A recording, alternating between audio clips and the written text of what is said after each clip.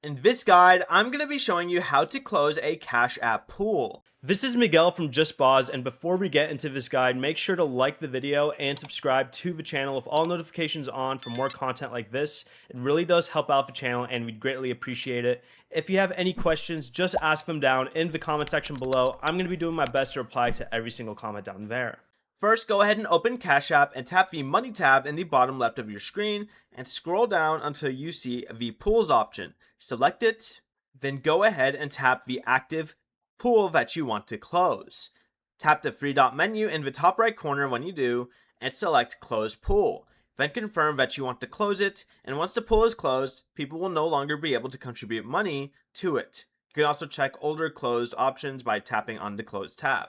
Before you leave, remember to like the video and subscribe to the channel with all notifications on for more content like this. It really does help out the channel and we'd greatly appreciate it. And if you did have any questions, just ask them down in the comment section below. I'm going to be doing my best to reply to every single comment down there. Peace.